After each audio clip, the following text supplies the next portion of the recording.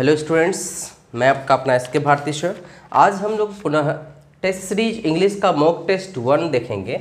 English का mock test 1 का पहला क्वेश्चन क्या कहता है स्टूडेंट्स? पहला क्वेश्चन आप जानते हैं कि कॉमन एरर का होता है। 1 और 2 न क्वेश्चन नंबर 1 और 2 जो होता है कॉमन एरर का होता है। क्या होता है? कॉमन एरर से होता है। कॉमन एरर एक क्या कह रहा है? पहला क्वेश्चन है कि द प्रोफेसर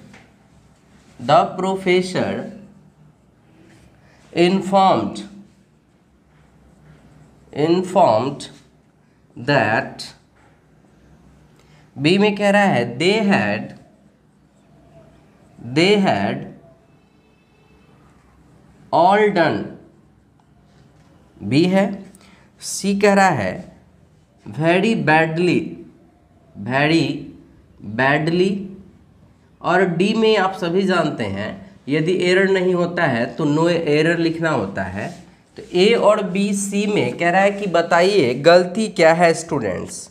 तो गलती बताने के लिए कहा जा रहा है, तो हमारा यहाँ पर आंसर होगा डी, नो एरर होगा। बच्चों, नो एरर क्यों हुआ ये बात भी जानना जरूरी है। नो एरर होने का क्या चांसेस हुआ? तो चांस ये हुआ, गौर से देखिए, वेरी बैडली। अब यहाँ पर सवाल क्या कह रहा है? गौर से क्वेश्चन को देखिए, कह रहा है the professor inform that they had all done very badly. They all कह रहा है all of the, they had all done very badly, सभी ने खराब तरीके से किया। तो आप जानते हैं वर्ब के बाद एडवर्ब आता है। वेरी और बैडली दोनों एडवर्ब है जो कि डन के बाद आया है, इसलिए हमारा आंसर क्या होगा? नो एरर होगा। Now let's see the question number 2 क्या कह रहा है स्टूडेंट्स? टू इम्प्रूव, कह रहा है to improve your vocabulary,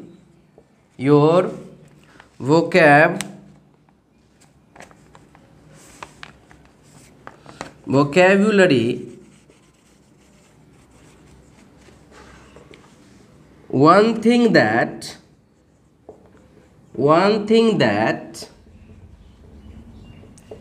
you should do is to read Times of India।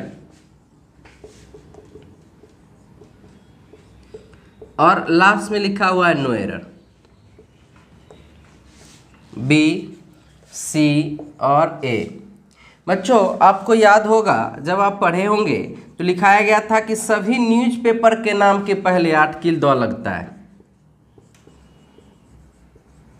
Name of newspaper के नाम के पहले क्या लगता है? 8 किल दौ लगता है। तो आप देख लीजिए आंसर हमारा क्या हो जाएगा? सी। आंसर क्या हो जाएगा? सी। यहाँ पर क्या लिखना पड़ेगा? The times of India. Replace 8 किल दौ before times of India. Newspaper के नाम के पहले 8 किल दौ लगता है, इसलिए हमारा आंसर यहाँ पर सी होगा स्टूडेंट्स। क्या होगा आंसर? सी होगा। Now let's see the question number 3 और 4। बच्चों, क्वेश्चन नंबर 3 और 4 में जो है वो फिल इन द ब्लैंक्स का क्वेश्चन होता है। किसका होता है? फिल इन द ब्लैंक्स का क्वेश्चन होता है। देखिए क्वेश्चन नंबर 3 और 4 क्या कहता है।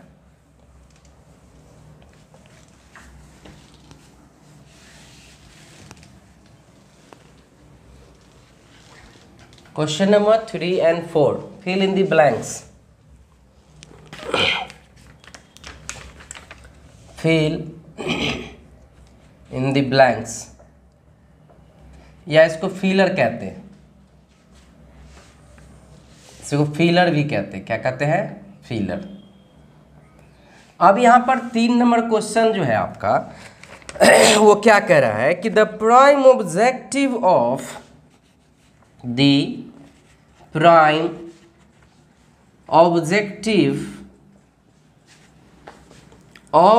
a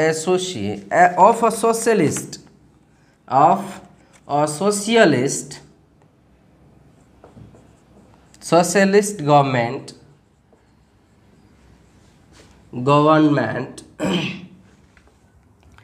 is to fill the dash miseries of the poor। गरीबों को स्थिति सुधारना, गरीबों के स्थिति को कह रहा है कम करने के लिए। मोलिफाई पहला ऑप्शन है बी। दूसरा का मतलब होता है मिटिगेट। तीसरा का ऑप्शन है सूथ। और चौथा है अवेट। बच्चों आपको कह रहा है कि द प्राइम ऑब्जेक्टिव मतलब मुख्य उद्देश्य होना चाहिए किसका, सरकार का, समाजवादी सरकार का, is to dash the miseries. Misery का मतलब होता है दुख को कम करना, दुख को कम करना, घटाना मुख्य लक्ष्य होना चाहिए। तो बच्चों देखिए मोलिफाई का मतलब होता है शांत करना, मिटिगेट का मतलब होता है कम करना, और सूथ का भी मतलब होता है शांत, और अवेट का मतलब होता है कम करना, शांत करना, गुस्सा वगैरह को कम कर देना। यहां पर कह रहा है कि गरीबी को क्या करना है बच्चों, कम करना है। तो लिखेंगे mitigate the miseries of the poor. गरीबी को मिटाना या गरीबी को कम करने के लिए हम यहां पर मिटिगेट वर्ड का प्रयोग करेंगे। स्टूडेंट्स किसका प्रयोग करेंगे, मिटिगेट वर्ड का प्रयोग करेंगे। Now let's see the question number 4 क्या कह रहा है। 4 में भी फिल इन द ब्लैंक्स है कि the unfortunate family, the unfortunate family could do nothing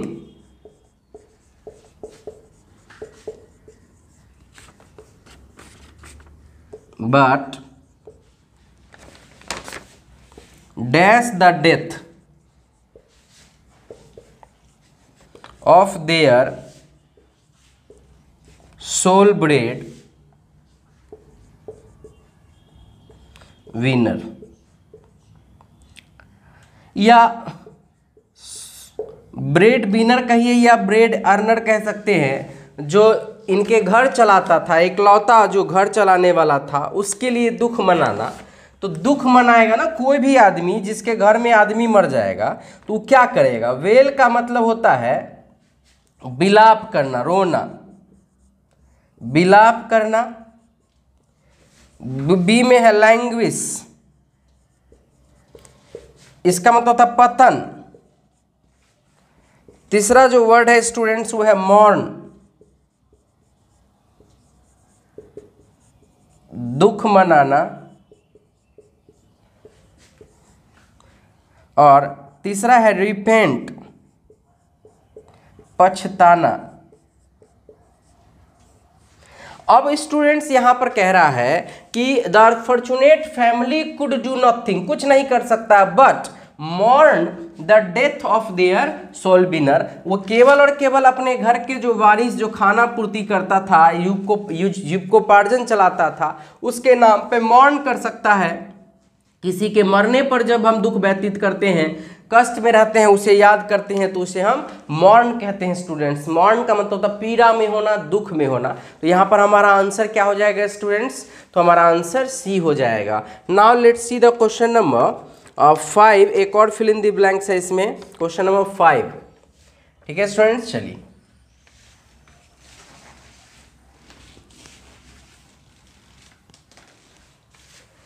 question number 5 जो है स्टूडेंट्स ये भी आपका क्या है, फिल इन दी ब्लैंक्स है। क्वेश्चन नंबर 5 क्या है, फिल इन दी ब्लैंक्स है। कह रहा है a month before he was scheduled to be hanged, फांसी दिया जाना, फ्रॉम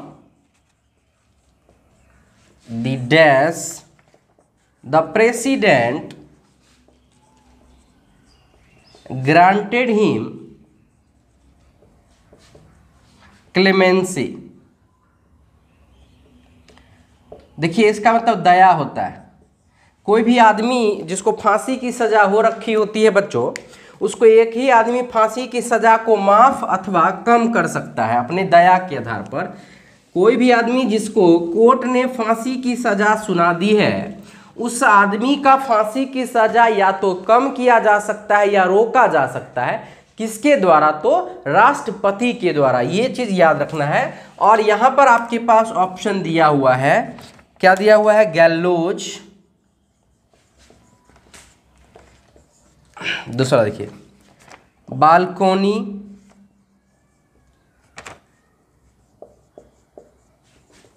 स्टैंड्स, फ्रेम। ऐसे स्टूडेंट ध्यान रखना, ऐसा क्वेश्चन में a month before he was scheduled to be hanged, फांसी दिए जाने वाला था, from the gallows president granted him clemency.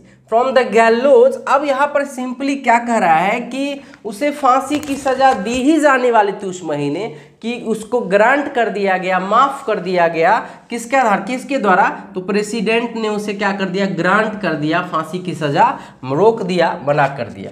ऐसे स्टैंड मतलब खड़ा होना, फ्रेम का मतलब फ्रेमिंग होता है, बालकोनी का मतलब तो आप जानते ही बालकोनी होता है, घर में जो कॉर्नर होता है उसे बालकोनी कहते हैं। तो गैलोज करा है, फ्रॉम द गैलोज का मतलब है schedule, hang to with the gallows, जो फांसी दी जाने वाली होती है, कटघड़ा, उसके लिए यूज हुआ है। Now let's see the question number 6, 7, 8 जो है बाबू, वो है इंप्रूवमेंट से। क्या है? सेंटेंस इंप्रूवमेंट से। चलिए क्वेश्चन नंबर 6 देखते हैं।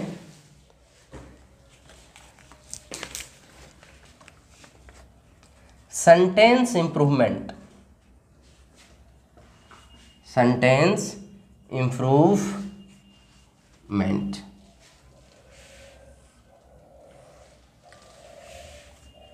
छह नंबर क्वेश्चन कहता है,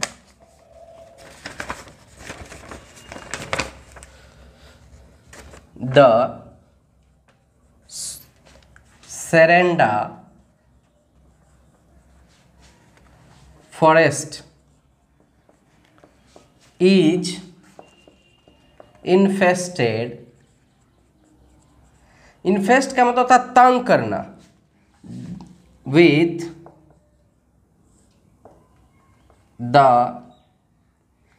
किंग कोबरा। कोबरा बच्चों, इन्फेस्ट विथ ही लेता है, किसी को किसी से परेशान होना या तंग होना। आंसर एक में ऑफ है, बी में इन है, सी में फ्रॉम है और डी में नो इम्प्रूवमेंट है। तो मैं यहां बता दूं आपको कि आंसर हमारा नो इम्प्रूवमेंट होगा। क्यों होगा? क्योंकि इन्फेस्ट के साथ इन्फेस्ट अपने साथ विथ लेता है, समवन या समथिंग।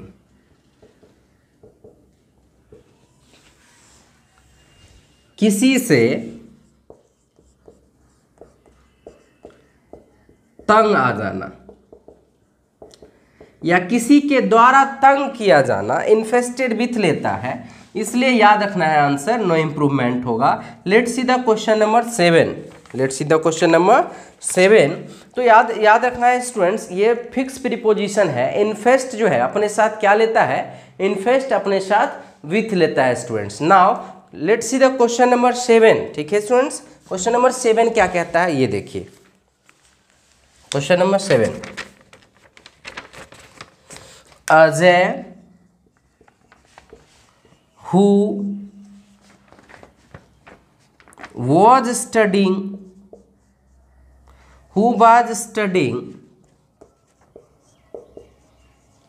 अंडरलाइन किया हुआ है, आर्किटेक्चर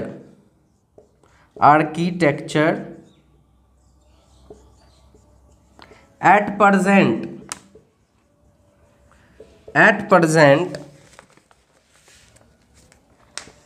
होप्स टू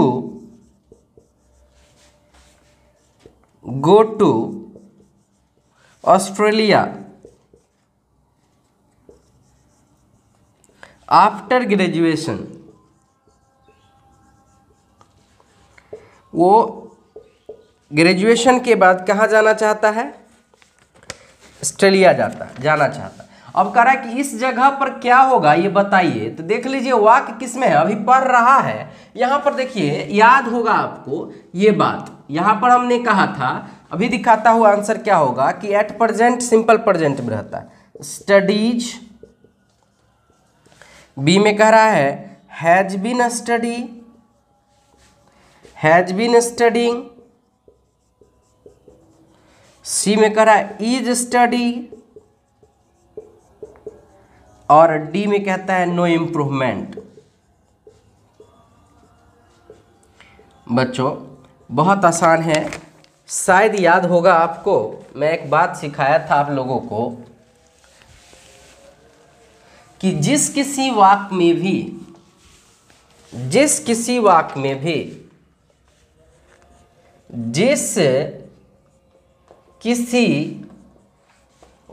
में क्या आ जाए, now, nowadays,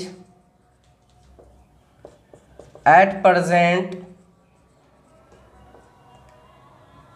presently, these days, right now लगा रहे, उसके साथ हम किसका प्रयोग करे थे? Is M R plus V4 का, यानी प्रेजेंट कंटिन्यूअस को दिखाता है। किसको दिखाता है? प्रेजेंट कंटिन्यूअस टेंस को ये दिखाने का काम करता है। तो एट प्रेजेंट जो ये वर्ड आपके पास ये आ रहा है, ये क्या दिखा रहा है कि यहाँ वाज नहीं होना चाहिए, क्या होना चाहिए? इज होना चाहिए। अतः आपका आंसर सी हो जाएगा। याद रखना है, जिस वाक्य में भी now, right now, nowadays, at present, presently, currently, these days, nowadays, इस तरह का वर्ड मिल जाए, उसके साथ प्रेजेंट कंटिन्यूअस का प्रयोग होता है, यानी is M R plus V4 का प्रयोग किया जाता है। ठीक है students, now let's see the question number 8 and 9, जो कि 8 जो है PQRS है। क्या है? अरेंजमेंट है। ये मैं आपको भी जो पढ़ा रहा हूँ बच्चों, ये एकदम नया पैटर्न पे आधारित है। किस पे आधारित है? नए पैटर्न पर आधारित है। जो भी नया एग्जाम का पैटर्न है, जैसे जैसे क्वेश्चन सेट होता है अभी, उस तरह का क्वेश्चन आपको दिया जा रहा है। अब इम्प्रूवमेंट के बाद बच्चों एक क्वेश्चन आता है अरेंजमेंट से। अरेंजमेंट से, इसको PQRS भी कहते हैं। क्या कहते हैं? PQRS।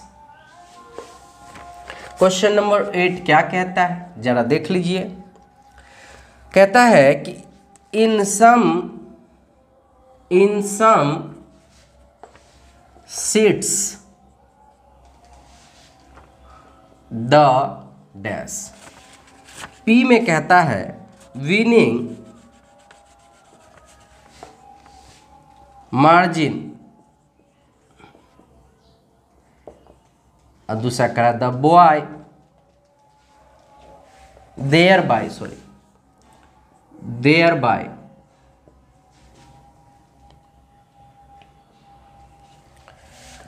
क्यू में कह रहा है votes for NOTA have been larger than the, और आर में कह रहा है डिटरमाइनिंग द रिजल्ट। बड़ा ही सिंपल है, कह रहा है कि इसको आप अरेंज कीजिए। RPQ, बी में कह रहा है QRP, सी में कह रहा है QPR, और डी में कह रहा है PRQ। याद रखना है, अब 3 ही देने लगा है, कभी कभी 4 कभी 3 ही देता है, और इसको अरेंज करना है बच्चों। क्या करना है? अरेंज करना है। तो मैं आपको पुनः बता देता हूँ, मैं आपको पुनः बताता हूँ भाई दो बातें। तो स्पष्ट है, ये बात स्पष्ट है, ट्रिक देख लीजिए कि आर्टिकल जब भी आया है तो इसके बाद क्या चाहिए, नाउन चाहिए कि नहीं चाहिए। ठीक है, ये बात आप जानते हैं कि आर्टिकल जब भी आता है, आर्टिकल जब भी आता है तो आर्टिकल के बाद क्या चाहिए, एकदम क्या चाहिए, नाउन चाहिए। अदरवाइज बहुत ज़्यादा से ज़्यादा क्या होता है, आर्टिकल के बाद एडजेक्टिव आ जाता है और तब फिर नाउन चाहिए। लेकिन ये बात तो स्पष्ट है कि यदि कहीं पर आर्टिकल आया है तो इसके बाद क्या देना पड़ेगा, नाउन देना पड़ेगा। एक आर्टिकल आपके पास यहाँ है और एक आर्टिकल यहाँ पर ये है, तो यानी कि सबसे शुरू भी नाउन से करना है, सबसे शुरू में भी नाउन रखना है और उसके बाद क्यू के तुरंत बाद भी आपको नाउन रखना है। क्यू के तुरंत बाद क्या रखना है, नाउन रखना है। तो गौर से देख लीजिए, जब भी फॉर इजआरएम के पहले नहीं होता है तो ऐसे भी आप स्पष्ट पता कर सकते हैं कि क्या होगा आंसर। तो यदि हम क्लियर करके देखें सेंटेंस, इन सम सीट्स, कुछ सीटों पर करा द डैश, तो क्या करा, the votes for NOTA has been larger than the dash.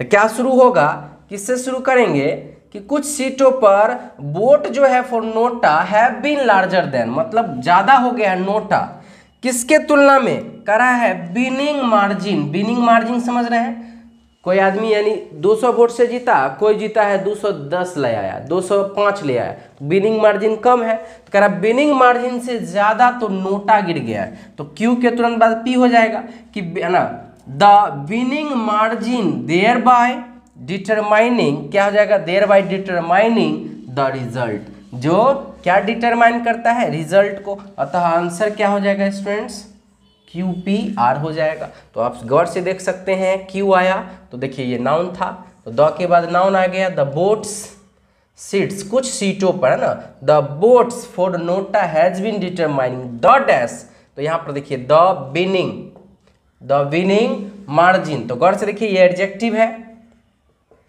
और यहाँ पर क्या हो गया, नाउन आ गया। तो इस आधार पे हम देखेंगे कि क्यू के बाद पी होगा और लास्ट में आर होगा, अतः आपका आंसर क्या हो गया, सी हो गया। Now let's see the next question. Next question आपका किससे है, एक क्वेश्चन है आपका फिर वॉइस का क्वेश्चन है स्टूडेंट्स, क्या है, वॉइस है। चलिए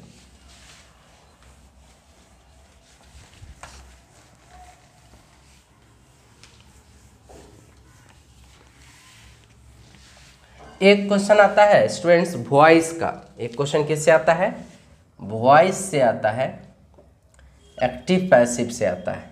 तो क्वेश्चन नंबर 9 है आपके पास और वो क्वेश्चन क्या कह रहा है मैं बोर्ड पे लिख देता हूँ।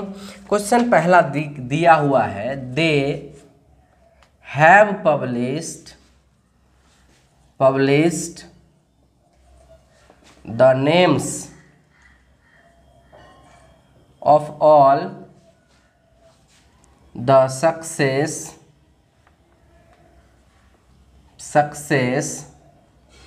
Candidates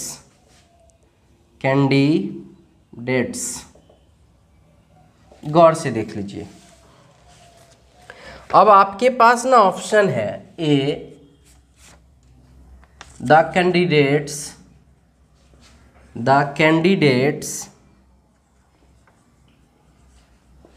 who have succeeded, their names they had published। दूसरा ऑप्शन क्या कर रहा है, बी में देखिए कि the names of all the successful candidates have been published by them। गौर से देखिए। तीसरा है the candidates who have succeeded, their names have been published by them। और एक और लास्ट में ऑप्शन है आपके पास डी में कि the names of all the successful candidates were published by them. बड़ा सिंपल सा फंडा है स्टूडेंट्स, यहाँ समझने का, बड़ा घबराना नहीं है। गौर से देखिए, ये आपका सब्जेक्ट है यहाँ पर, और यहाँ से लेकर यहाँ तक ऑब्जेक्ट है। बड़ा सिंपल है। और यहाँ पर V3 लिखा हुआ है, यहाँ पर V3 लिखा हुआ। बहुत सारा सिंपल तरीका है। हमने कहा था कि अल्टी पल्टी कर दीजिए, V3 बदलता है बीन प्लस V3 में, बीन प्लस V3 में। तो ये इसके बाद क्या लगेगा, बाय देम लगेगा। क्या लगेगा, बाय देम लगेगा।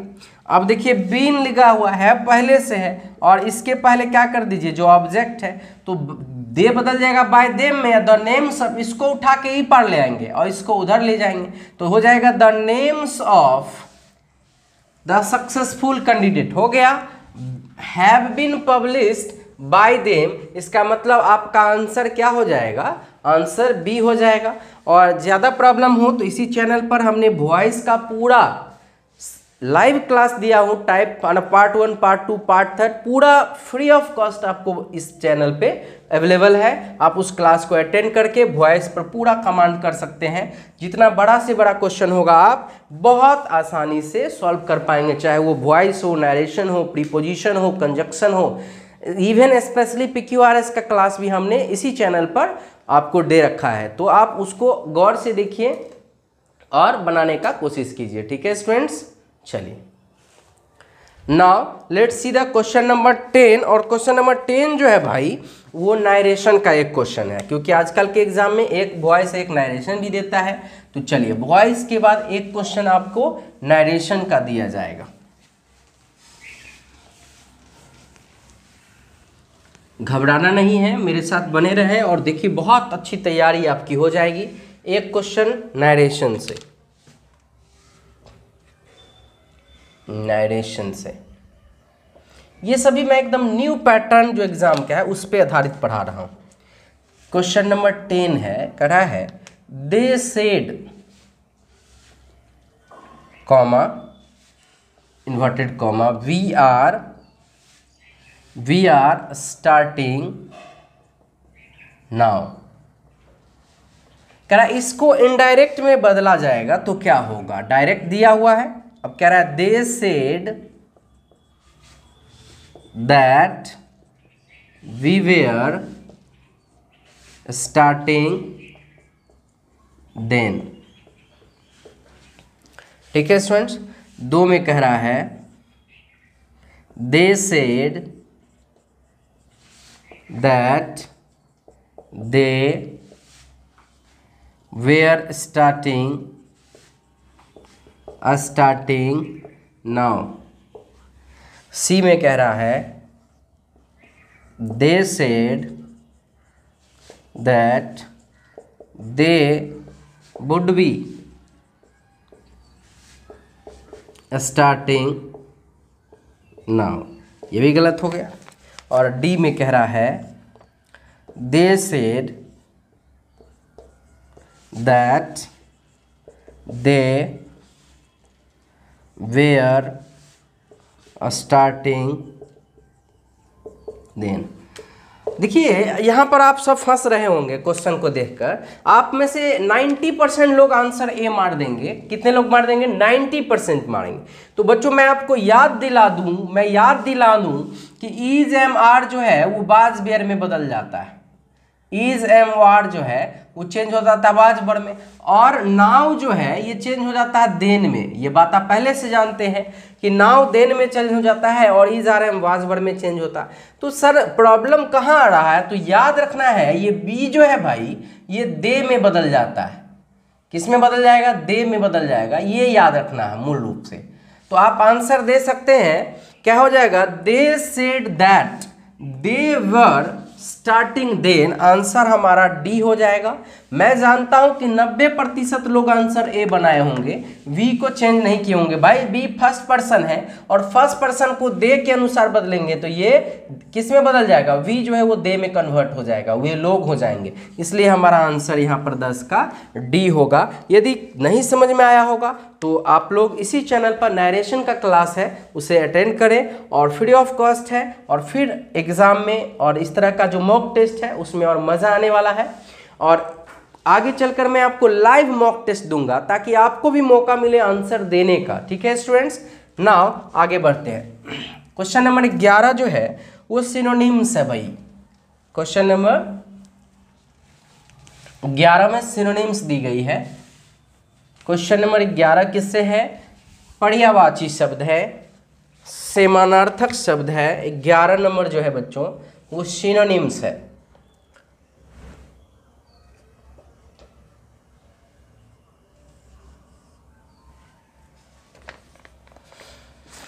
ग्यारह नंबर में जो कह रहा है रिडेप्शन कह रहा है, रिडेम्पशन।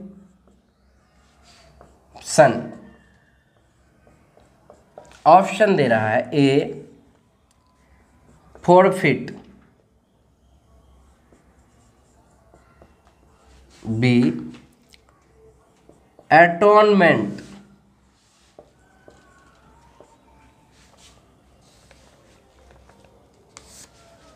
सी रिट्रीब्यूशन, और डी पेनाल्टी।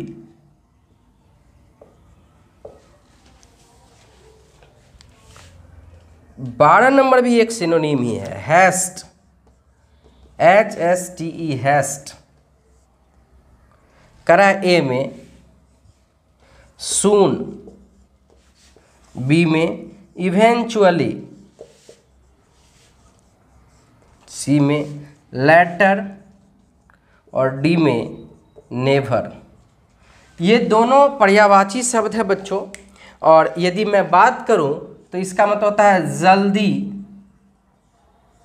में,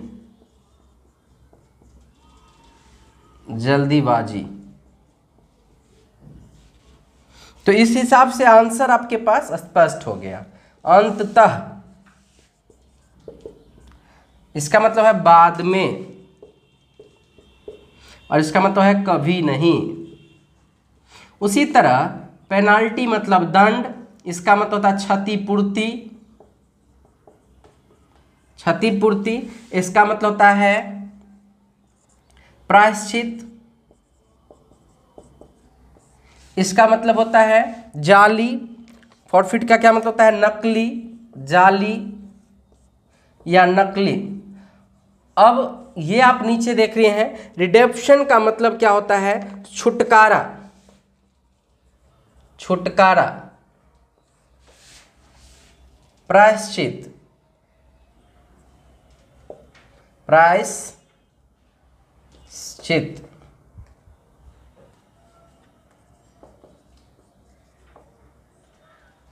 तो आंसर इस हिसाब से यदि आप देखें तो एटोनमेंट इसका आपका आंसर हो जाएगा। यहां पर इस सेंस में भी कह सकते हैं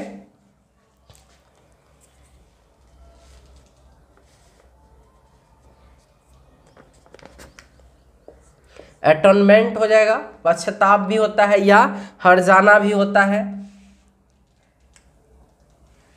चलिए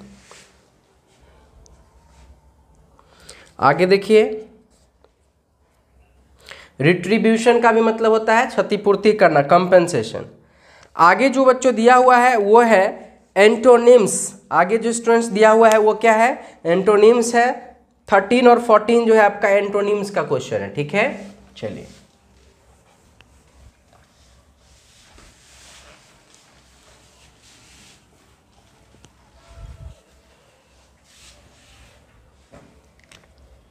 क्वेश्चन नंबर 13 और सॉरी एंटोनिम्स कितना है 14, 13 और 14। 13 नंबर क्वेश्चन क्या कह रहा है, प्रोविजन, और इसका कह रहा है उल्टा क्या होगा।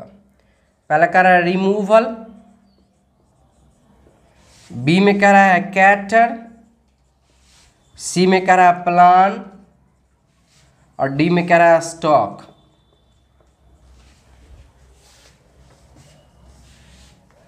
तो प्रोविजन का मतलब होता है प्रदान करने का तरीका या प्रक्रिया। कोई चीज प्रदान करने का प्रक्रिया को प्रोविजन करते हैं, यानी देना। प्रोविजन मतलब देने का प्रक्रिया। अब कैटर का मतलब होता है सेवा, स्टॉक का मतलब होता है स्टॉक, प्लान का मतलब योजना, स्टॉक का मतलब क्या होता है जमा, और रिमूवल का मतलब क्या हो जाएगा, यहां पर उल्टा की यदि बात करेंगे स्टूडेंट्स तो हमारा उल्टा क्या हो जाएगा, देना का उल्टा क्या होगा, रिमूवल। रिमूवल आंसर क्या हो जाएगा, रिमूवल हो जाएगा। उसी तरह क्वेश्चन नंबर 14 क्या कर रहा है, सो देखिए क्वेश्चन नंबर 14 कर रहा है सॉर्टाई, SORTIE। सॉर्टाई का मतलब होता है आक्रमण, आक्रमण या धावा। अब कह रहा है कि इसका उल्टा बताइए आप। ऑप्शन ए कह रहा है रेड, बी में कह रहा है असॉल्ट, सी में कह रहा है सैली और डी में कह रहा है रिट्रीट। तो गौर से यदि देखा जाए वापसी, इसका मतलब क्या होता है, छलांग लगाना। इसका मतलब क्या होता है, छेड़खानी। और इसका मतलब क्या होता है, धावा, अचानक कहीं पर रेड पड़ना। पूछ तो रहा है उल्टा, इसलिए सिनोनिम पूछता तो हम रेड दे सकते थे। यहां पर पूछा क्या जा रहा है स्टूडेंट्स, जस्ट उल्टा पूछा है, उल्टा पूछ रहा है, इसलिए आंसर आपको क्या देना पड़ेगा, डी देना पड़ेगा कि सॉर्टाई का उल्टा हो जाएगा रिट्रीट, वापसी। सॉर्टाई मतलब होता है आक्रमण करना, धावा बोलना, और रिट्रीट का मतलब होता है वापस आ जाना। ठीक है स्टूडेंट्स, तो इस तरह से आपने देखा सिनोनिम्स के साथ एंटोनिम्स को। अब 15 और 16 में इडियम्स एंड फ्रेज है, क्या है, इडियम्स एंड फ्रेज है। चलिए क्वेश्चन नंबर 16, 17 देखिए, 15, 16 देखेंगे। आशा करता हूं कि अच्छे से समझ में आ रहा होगा। हाँ, थोड़ा सा टाइम ज़्यादा लग रहा है चूंकि क्वेश्चन लिखना पड़ रहा है, तो आप लोग का कॉपरेशन रहा तो स्मार्ट बोर्ड आएगी तो क्वेश्चन ऑलरेडी लिखा लिखाया मिलेगा। लेकिन फिलहाल आपको कॉपरेट करना है और इसे शेयर करना है दोस्तों के साथ, ताकि मैं जल्द से जल्द स्मार्ट बोर्ड लूँ और आपको अच्छे से और ज़्यादा क्वेश्चन को डील करूँ और टाइम आपका बचे, क्योंकि इसमें ज़्यादा टाइम लग रहा होगा, नो डाउट मैं जानता हूँ कि टाइम ज़्यादा लग रहा है। पहला कह रहा है the elephant in the room. यह एक मुहावरा है जिसका अर्थ होता है वैसा मुद्दा जिसके बारे में कोई बात नहीं करना चाहता है, जिसके बारे में कोई बात नहीं करना चाहता, वैसा मुद्दा जिसके बारे में कोई बात नहीं करना चाहता, वैसा मुद्दा जिसके बारे में कोई बात करना नहीं चाहता। ऑप्शन दे रखा है ए में a very fat man, B में ऑप्शन है when a big person is finally trapped, और सी में है ट्रैप मतलब जाल होता है, सी में है an obvious problem that no one wants to discuss, वैसा प्रॉब्लम जिसको कोई डिस्कस नहीं करना चाहता। और डी में है one person who is strong enough to defeat everybody, ऐसा आदमी जो दूसरे को हरा दे। बिल्कुल नहीं, आपका आंसर आ चुका होगा कि आंसर इसका हमारा सी हो जाएगा कि an obvious problem that no one wants to discuss, ऐसा समस्या जिसके बारे में कोई बात करना नहीं चाहता हो, जिसके बारे में कोई बात करना नहीं चाहता हो उसे क्या कहते हैं, तो एलिफेंट इन द रूम कहते हैं। Now let discuss the question number 16। 16 number में भी इडियम्स ही हैं। चलिए क्वेश्चन नंबर 16 में भी इडियम्स है स्टूडेंट्स।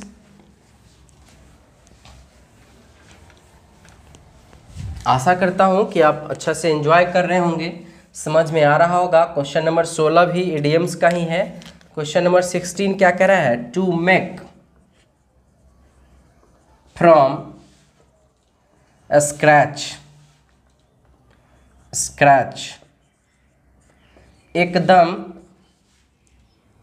एकदम शुरू से, शुरुआत से। इसका मतलब होता है एकदम शुरुआत से। A correct, the universe was created out of nothing. दूसरा कह रहा है ऑप्शन में to do something from the beginning. आगे चलकर हम लोग एकदम लाइव टेस्ट लेंगे, लाइव टेस्ट और डिस्कशन होगा। आप लोग का यदि साथ रहा तो मैं एकदम लाइव आके आपका टेस्ट और डिस्कशन करूंगा। उससे एक अच्छी बात ये होगी कि मैं आप लोगों का अंडरस्टैंडिंग को डेवलप कर पाऊंगा और आप लोग भी क्या देख पाएंगे कि कितना सोच पा रहे हैं, और कोई समस्या होगा तो एकदम एट ए टाइम आपका प्रॉब्लम सॉल्व कर दिया जाएगा। इसलिए मेरे साथ बने रहें और कॉपरेट करें। एकदम कॉपरेट करेंगे तो हमारे पास भी सुविधा बढ़ेगी और मैं और ज़्यादा कोशिश करूँगा कि आपको ज़्यादा से ज़्यादा क्वेश्चन अवेलेबल कराऊँ। Will destroy the structure eventually. तो आप लोगों का आंसर तो आ ही गया होगा। आंसर क्या हो गया, देखिए कह रहा है to make from the scratch का मतलब होता है कोई चीज को शुरू करना। कह रहा है to do something from the scratch, something from the beginning, कोई चीज को एकदम नए सिरे से शुरू करना, स्टार्ट से शुरू करना क्या कहलाता है, कहलाता है to make from the scratch कहलाता है स्टूडेंट। तो ये जो स्टूडेंट्स आप देख रहे हो ये इडियम्स है। इसके बाद जो आपको 17 और 18 दिखाई देगा स्टूडेंट्स, 17 और 18 इसके बाद मैं आपको दिखाता हूं। अब देखिए 17 और 18 क्या है स्टूडेंट्स, करेक्ट स्पेल्ट वर्ड है, मतलब मिस स्पेल्ट वर्ड है, यानी कि आपको सही वर्ड मीनिंग छांटना है। आशा करता हूं कि आप लोग को अच्छा से समझ में आ रहा होगा।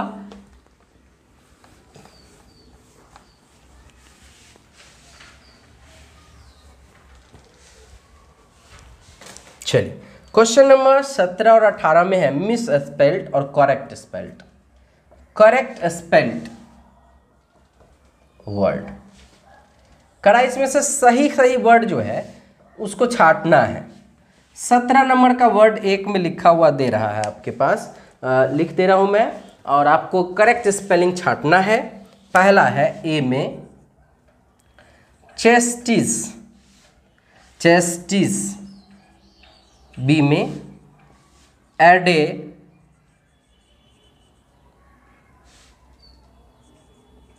एलाइड, एडेलाइड। सी में है पार्लेंस, और डी में है बुटीक।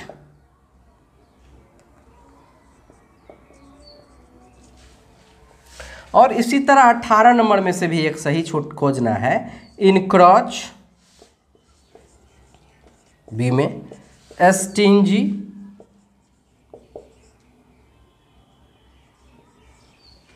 सी में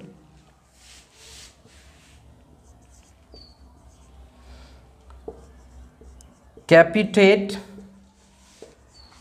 और डी में प्लाकेटेड।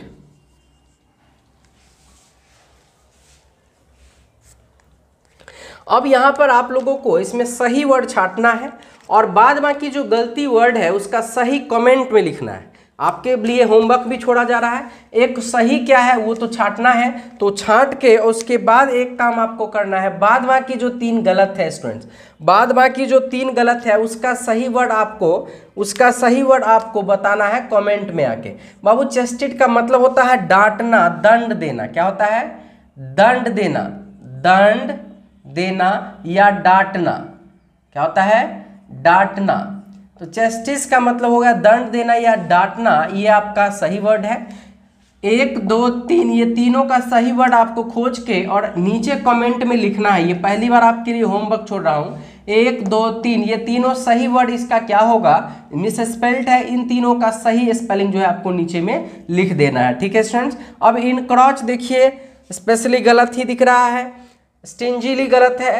अब देखिए कैपिटेट सही है, इसका मतलब तसल्ली, कहते हैं ना तसल्ली तो मिल गया, तसल्ली, तसल्ली मिलना, राहत मिलना, तसल्ली मिलना। तो इस तरह से हमें इसमें भी 1 2 3 का और इसमें भी 1 2 3 का कमेंट में आके सही वर्ड आपको ड्रॉप आउट करनी है। यदि आप सच में स्टूडेंट हैं और कंपटीशन की तैयारी करते हैं तो इतना मेहनत करके आपको दिखा दें तो मैं आप लोगों को और फ्री ऑफ कॉस्ट इस तरह का टेस्ट सीरीज प्रोवाइड करूंगा। नेक्स्ट 19 और 20 में जो स्टूडेंट्स क्वेश्चन है वो है वन वर्ड सब्स्टिट्यूशन का है, अनेक शब्द का एक शब्द है। वन वर्ड सब्स्टिट्यूशन है, OWS, वन वर्ड सब्स्टिट्यूशन, इसको OWS शॉर्ट में कहा जाता है। अनेक शब्द के एक शब्द। 19 नंबर क्वेश्चन कह रहा है टू इम्प्लाई और सजेस्ट एन आइडिया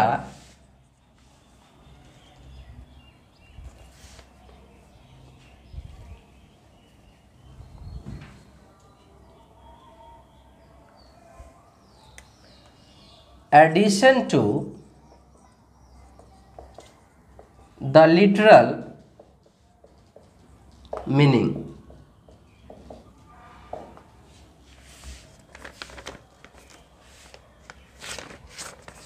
और इसका ऑप्शन आपको इस तरह से दिया हुआ है।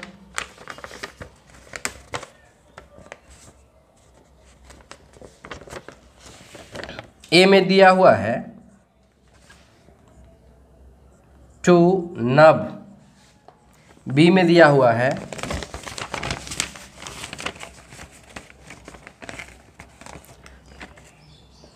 टू कनोट,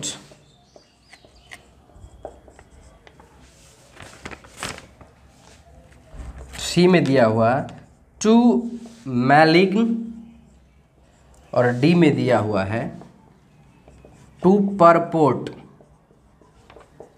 तो देखिए सबका हिंदी दे देता हूँ। मुराद, इसका मतलब होता है अतिरिक्त अर्थ या निहित अर्थ। कोई चीज़ का अलग से भी जब मतलब निकालता है तो उसे निहित अर्थ कहते हैं। इसका मतलब होता है थक्का, खून वगैरह का थक्का बनता है। और इसका मतलब होता है दुष्ट, दुखी। और इसी तरह से 20 नंबर का एक वर्ड है आपके पास स्टूडेंट्स। क्वेश्चन नंबर 20 क्या कहता है वो देख लीजिए। आंसर तो आप पता कर ही लिए होंगे कि आंसर क्या हो जाएगा, टू कनोट हो जाएगा। निहित अर्थ को कनोट कहते हैं। पहला 20 में कह रहा है to resolve a sentence into its components